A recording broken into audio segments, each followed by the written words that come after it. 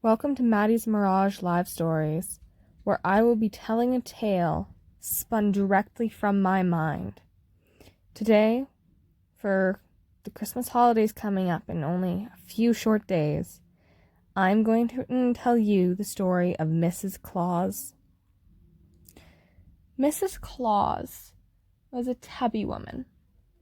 Not overweight, but, of course, living in the North Pole and doing not so much. It's kind of hard to keep a perfect figure, although she tries as hard as she can. Her days generally consist of menial labor and of cooking and cleaning, making sure her home space in the North Pole is perfect for her and Mr. Claus. Now, she'll wake up and she'll make him breakfast, and then he will go to the workshop and he will oversee the making of the toys each year. And he'll make sure the elves are doing their best and have everything prepared for Christmas Eve, the one night every year he goes out with his reindeer and delivers toys to all the members of Earth. All those lovely little children sleeping in their beds, dreaming of peppermints and new toys and games that they will receive under the Christmas tree in the morn. Mrs. Claus helps him do so by cheering him on from the sidelines. She doesn't do much in the ways of Christmas, although she does help him morally. But each year, she feels one small pang of jealousy. She knows she shouldn't feel such, but she can't help it. Her graying hair, showing all of the years she's lived alongside Mr. Claus. And all these years, never once has she received a letter. No pen pal, no friends, just her, the elves, the reindeer, and Mr. Santa Claus. She has no one, no friends, only small creatures doing work all day, and her husband leaving every day to work, and the reindeer playing around, getting ready for yet another year's flight. She's alone in the North Pole, but it gives her lots of time. After the house is ready, she'll go for long walks in the snow. She'll look after the reindeer a little bit, but more like house sitting, because the elves, they do most of the work. She'll learn about new recipes, making peppermint bark and peppermint mocha and peppermint sodas and gingerbread wafers and gingerbread men and gingerbread houses. She makes everything Christmassy. She's learned so many recipes that don't even involve Christmas, but it's Santa Claus's favorite holiday, so it's all she makes. She would love to have something different once in a while, but it's his favorite, and he's the one providing for them. So it's okay. Mrs. Claus will keep working. She's doing her best. Every little bit counts, right? But she wants just a small bit of Christmas for herself, which she never gets. No one writes her. No one writes Santa talking about Mrs. Claus. It's always something about the reindeer or the new toy they want this year or how good they've been. They've forgotten her. It's saddening. Let's go all the way across the world, down to the wintry lands of Canada. In Canada, there's an open expanse of plains known as Alberta. And in one small city, there resides a girl. Her name is Lilly Anderson. Lilly is the kindest brunette you'd ever meet, with bright blue eyes and a cheerful smile. Her friends adore her. And, of course, her favorite holiday is Christmas. And this year, she wants something special. Lilly went downstairs one morning to meet her mother, and there she asked her mom, "Mom, who is Mrs. Claus?"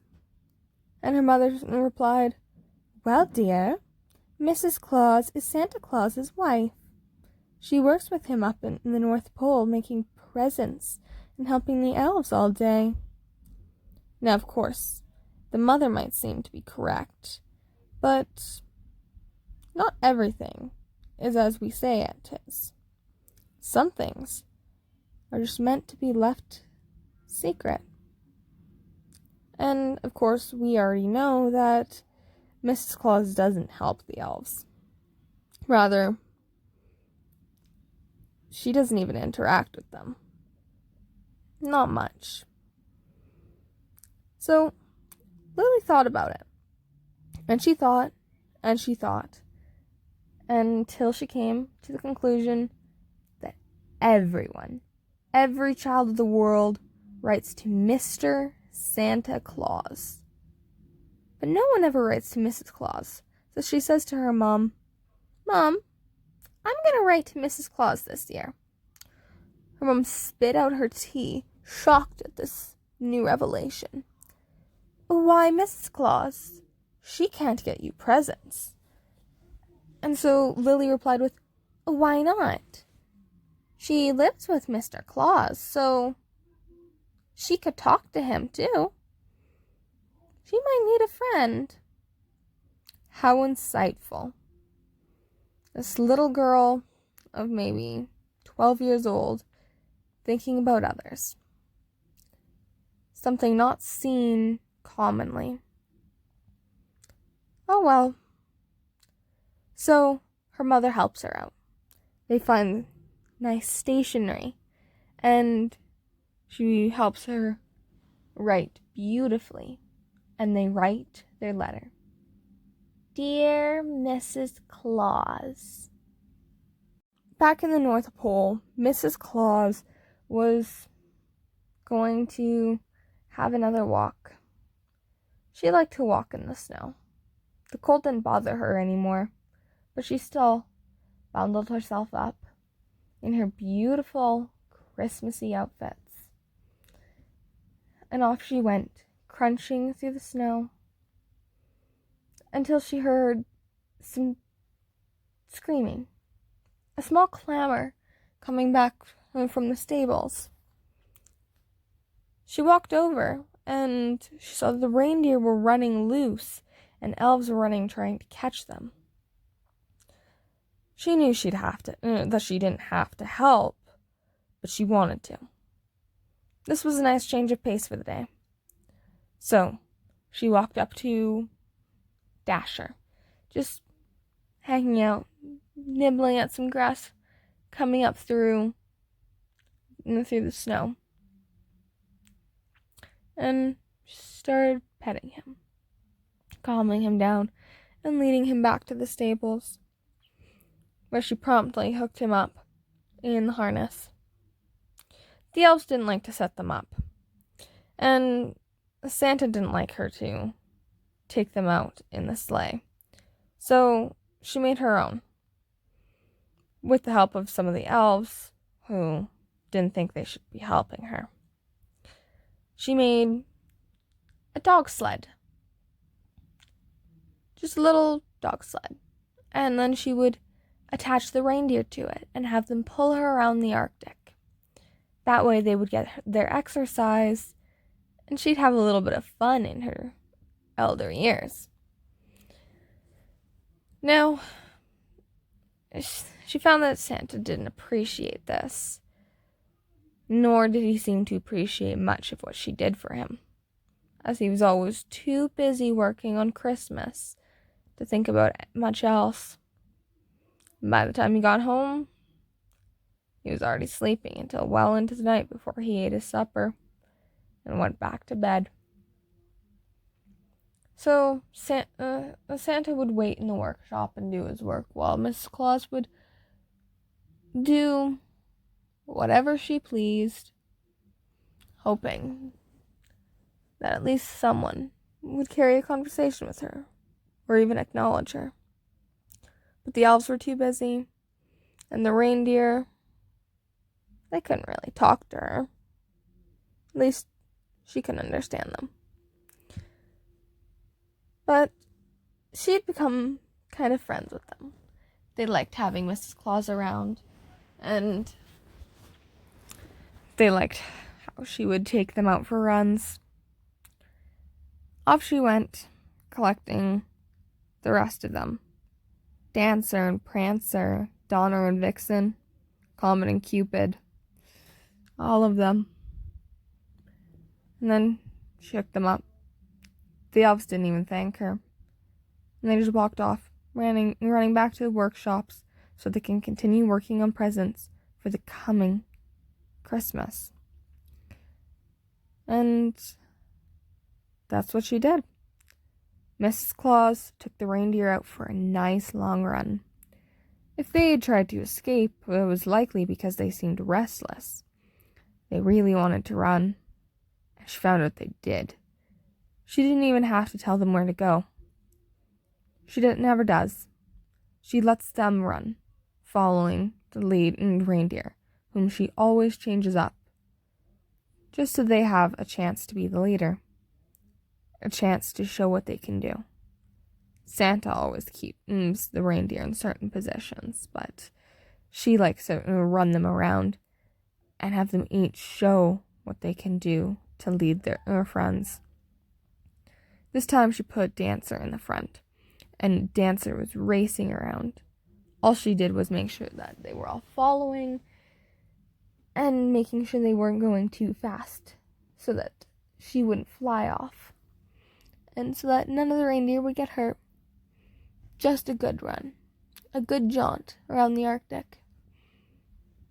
Then she'd go back, unhitch them, give them treats, rub them down, and go make herself a cup of hot cocoa. Lilly Anderson and her mother went to the post office to deliver her letter. She went right up, and she handed her letter over, and they put a stamp on it, but one of the ladies saw it, and she read aloud, "Mrs. Claus, don't you want to send this to Santa Claus, sweetie?" "Oh, no. I want to send it to Mrs. Claus. She needs a friend, especially when Mr. Santa is off working all the time getting ready for Christmas for all the little girls and boys." Her mother smiled on, watching this post office lady bicker back and forth with Lilly Anderson. The post office lady didn't think that Mrs. Claus needed a letter, that she was just fine. She had friends in the elves. She could look after the reindeer. She did so much. She wouldn't even have time to read a letter. So Lilly countered, "But what about Santa? He has to read all those letters so he knows what we want, and if we've been naughty or nice. But he spends all his time in the workshop." So the post office lady countered, "Yes, but it's his job to read letters. Mrs. Claus is way too busy. She'll never get your letter, even if we send it." Now, Lilly could tell this girl didn't believe in Santa, and that's okay. She's probably just going to leave it alone and just send the letter just like she was being paid to do. But part of her nagged. What if this girl threw it out, making sure her letter would never make it to the North Pole? She couldn't think of that. Her mother stepped up and said, "Just mail the letter. I've paid for the postage. Now please, mail my daughter's letter to Mrs. Claus." So the post office lady just rolled her eyes and said, "Fine." And as she drawled on, she went and seemed to go deliver this letter. So Lilly Anderson went home with their mother, and they started making gingerbread houses to pass the time, waiting for Christmas Eve to arrive. It was an elf named Sprinkle Snap that found this letter. She works in the sorting room, and as her job description entails, she sorts the letters, sorting them first by country of origin, then by provinces and territories, and then further still, down to the cities. It was then, as she was going through the Canadian envelopes for Alberta, that she found one labeled for Mrs. Claus. So she ran off to her supervisor with it. And the supervisor was shocked. They never received something from Mrs. Claus. So he went to his boss, taking the letter, sending Sprinkle Snap back to her job. And the supervisor, elf, he showed his boss, and his boss started freaking out. So he took the letter and sent the supervisor back to work and called the rest of the room bosses, and they started discussing it. Mrs. Claus was passing by, coming to bring her husband a cup of hot chocolate and some ginger snaps, when she heard the bickering. So she knocked on the door and went in. "What's all this fuss about?" she asked the elves. One elf, Maple Pine, he said, we got a letter for you." This shocked Mrs. Claus. "For me? A letter for me? No one writes me letters." A second elf, Peppermint Tinsel, she said, "We know. We've never received anything for you. We're just trying to decide whether or not, we should let you read it."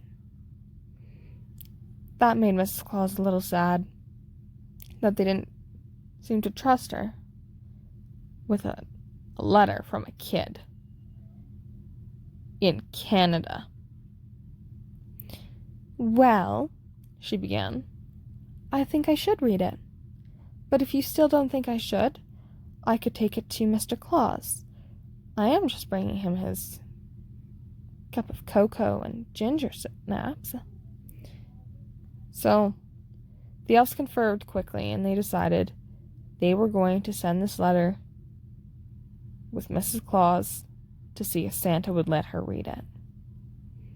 So she grabbed it, thanking them, and left the room with the cocoa and ginger snaps, and walked down what seemed to be an even longer hallway, all the way down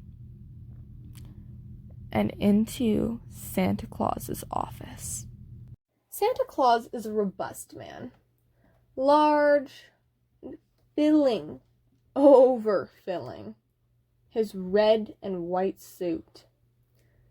He wears this suit every day, at least a different version of it.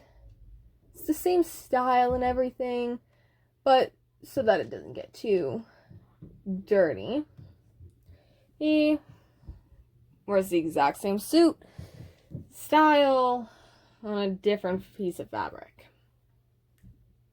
Mrs. Claus has to do all of those heavy suits in a load.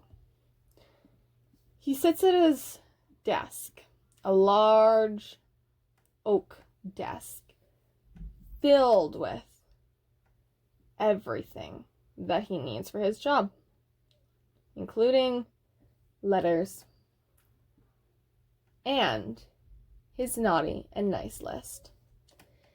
And of course, as it's coming up, he's checking it twice, making sure every little girl, every little boy is on his nice list. Or else they're getting cold this year. He is used to Mrs. Claus coming in at about this time to give him a snack. He is a large man and he gets hungry fairly quickly. So she comes about 3 times a day, not including meal breaks. That makes 6 times she visits him in one day. So she's back to deliver her second snack. And she lays down in front of him the one letter not addressed to Santa. He looks at it and he's like, "What is this?" And Mrs. Claus answers, "Well, it seems one of the children has written to me." "To you?" Ha ha ha. Santa laughs. "Preposterous. No one writes to you for Christmas." This made Mrs. Claus a little sad. He was right. No one did write to her. Except for this little girl. "Yes, but it seems there's been a turnaround. Can I read it?" Santa laughs. "It's probably only addressed to you. Go ahead, read it. It's not like it's really for you. No one writes to you because no one knows your name. I'm the only one who knows that. Isn't that right, dear?" Santa could be a bit mean, a little self-centered at times, but he's a good man. Right? Definitely. This is Santa we're talking about. So, she opened it. And of course, before she started reading it, she said, "I don't like how you're being so mean about this." And that caused an argument. Santa started to disagree with her, that he wasn't being mean, and that he wasn't being rude, and that he was just telling the truth. And so Mrs. Claus countered, "I don't like the way you tell the truth." And he got even more upset. Now, Santa is probably from a time, most definitely from a time, when women were not equals. Well before the 21st century, possibly. He is a very old man. He probably comes from a good old time when women did the cooking and the cleaning and they didn't talk unless spoken to. Now, Mrs. Claus is up to date on women's rights, because what else can she do up in the North Pole other than help the reindeer stay in shape, follow around doing cooking and cleaning and menial chores and making sure Santa Claus is fed? Oh, she does love her husband, she really does, but he can just be awful sometimes. They continue arguing for quite a while before Mrs. Claus says, "Enough! I am done fighting with you. Just leave it alone and let me read this letter." So Santa backs off. He's not ready for a fight just before Christmas. Especially since Christmas isn't about that. Although, it's also apparently not about letting his wife have one letter out of the millions of children that could have written. It was only one for her. Not a lot, but more than enough for Mrs. Claus. So she opened the letter. "Dear Mrs. Claus, I'm so glad you got my letter. My name is Lilly Anderson, And I wanted to write to you this year for Christmas. I know you probably don't get that many letters, and a lot of people might not know who you are. So I thought, why not make your Christmas with this letter? I'm Lilly Anderson, and I'm 12 years old. I live in Sagewood, Alberta, and and I've been really good this year. I've been so good that I wanted to ask you for my presents this year.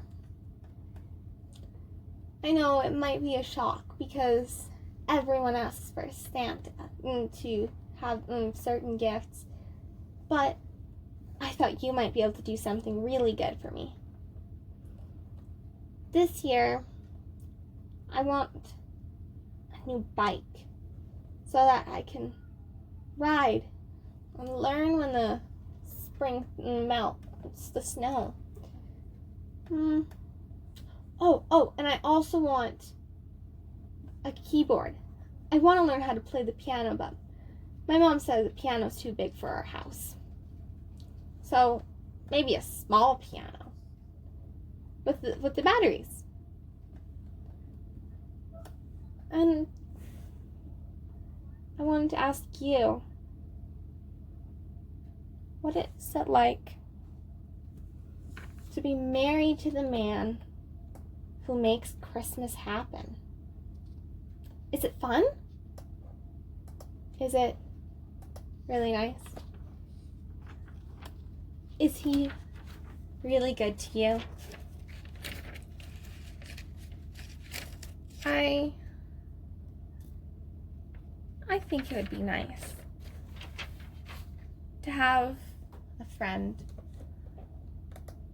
even if they don't live with you. So, are you friends with any of the elves? Or do they leave you alone to do their present making? And I want to know, can I send you a letter every year? Because I think you need a friend. And I want to be your friend. Sincerely, Lilly Anderson. Santa was in shock. Mrs. Claus awed. This little girl, thousands of miles away, wanted to be her friend.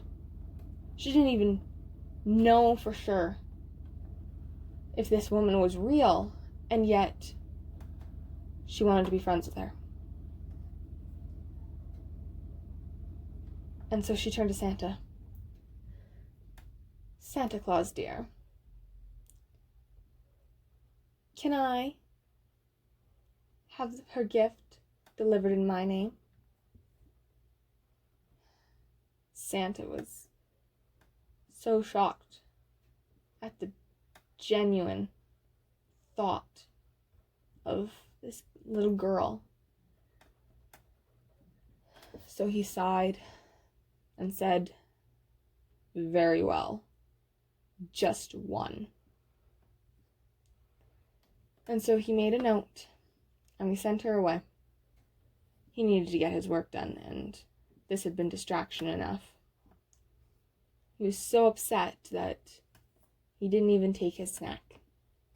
He sent her away with it, and she went back to the house and put it away